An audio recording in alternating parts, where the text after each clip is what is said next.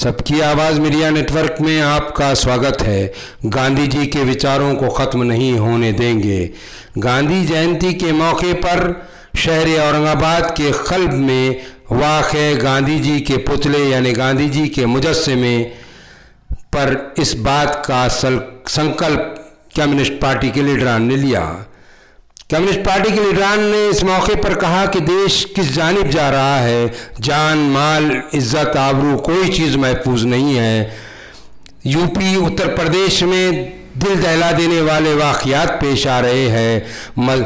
मजदूर कानून में तरमीम करके मजदूरों का गला घोटने का काम किया जा रहा है। महिलाओं, आदिवासियों, दलितों, अल्पसंख्यकों और दीगर दबे कुचले लोगों को परेशान किया जा रहा है। इस बात का इजहार कम्युनिस्ट पार्टी के लीडरान ने किया और इस बात को दोहराया कि गांधी जी के विचारों को ख़त्म नहीं होने देंगे और इस बात की इजाज़त किसी को नहीं देंगे कि वो गांधी जी के विचारों को कुचले। इस मौके पर कम्युनिस्ट पार्टी ऑफ इंडिया के राम बाहिती, एडवोकेट अभय टकसाल, मधुकर किलारे, मानसी बाहिती, विकास गायकवाड़, राजू, किरण पंडित के अलावा शेख खुर्रम, शेख अकरम, भगवान भोजने, एडवोकेट सचिन श्रीकांत के अलावा SG सुतारी, अजमल खान, वेलफेयर पार्टी के अब्दुल्लाई, वाजिद इंजीनियर वो दीगर मौजूद थे। देखिए क्या कहा अभय टकसाल ने सबकी आवाज़ मीडिया नेटवर्क से बातचीत करते हुए।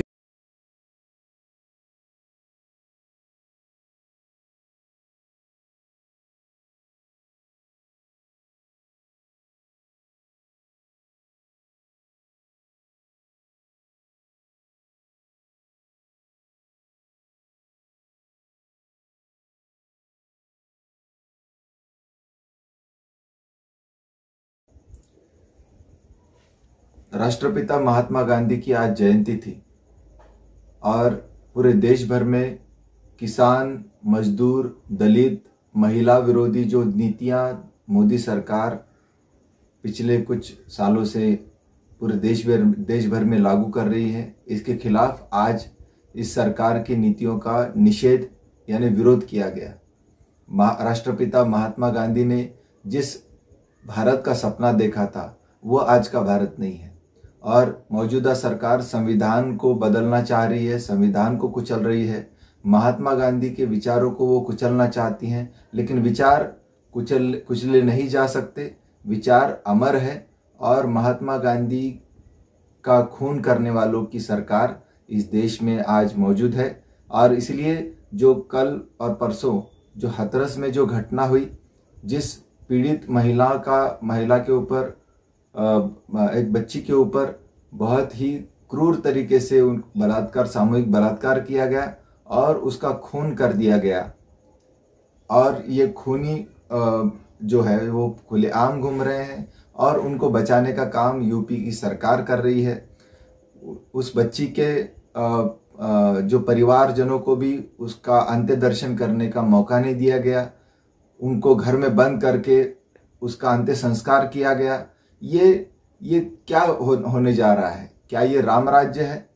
अगर ये राम राज्य है तो ऐसा सपना देखने के लिए और ऐसी सरकार को लोगों ने चुना है। हम इस आपके चैनल के माध्यम से हम सरकार को नहीं लेकिन लोगों को पूछना चाहते हैं, क्या सरकार के ऐसे फैसलों के साथ है आप?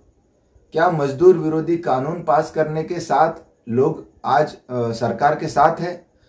क्या उस हाथरस की बच्ची के अंत्य संस्कार को उस संस्कार में उसके परिवारजनों को शामिल ना होने देना सरकार के इस फैसले के साथ आप हैं?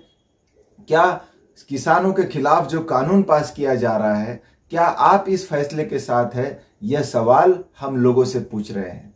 हम मोदी सरकार के मतदाताओं से पूछ रहे हैं, क्या ऐसे फैसलों के साथ आप देना चाहते हैं? अगर ऐसे फैसलों का साथ आप नहीं देना चाहते तो आपको विरोध करना होगा, नहीं तो 5 साल इस सरकार को जो भी कुछ करना है वो कर लेगी। सरकार LIC बेच रही है, जो जीवन बीमा है हमारा, मरने के बाद का वही एक सहारा था, जिससे मरने के बाद कोई अगर कोई घटना होती है, अगर एक्सीडेंट हो जाता है, किसी का घर में अगर दुखद घटना हो जाती है, अगर LIC का इंश्योरेंस है तो उस इंश्योरेंस के द्वारा उसके घर में थोड़ा बहुत कुछ पैसा उसके परिवारजनों को मिल जाता था। उस LIC को बेचने का काम कर रहे हैं। जो हमारी रेल है वो प्राइवेट में चल रही, वो हमारी जो है प्रॉफिट में चल रही है, रेल लॉस में नहीं है, ऐसी प्रॉफिट में चलने वाली रेल को बेचने का काम कर रहे हैं। हमारी एयरलाइंस को, हमारे एयरपोर्ट को बेचने का काम कर रहे हैं, जहां पर हमारे देश के लिए जो एमिनेशन तैयार होता है, जो दारूगोला तैयार होता है, उन कंपनियों को प्राइवेट के हाथ में बेचने का काम कर रहे हैं। जिस अंबानी ने कभी हवाई जहाज का स्क्रू भी टाइट नहीं किया, एक स्क्रू तक नहीं बनाया, उस अंबानी को राफेल का डील दिया जा रहा है। जिस अंबानी ने कभी एक स्कूल की नींव नहीं रखी, एक ईंट नहीं रखी, उस अंबानी को यूनिवर्सिटी के लिए पैसा दिया जा रहा है। ये अदानी अंबानी के घर भरने के लिए क्या देश के 120 करोड़ लोगों ने इस मोदी सरकार को चुना है?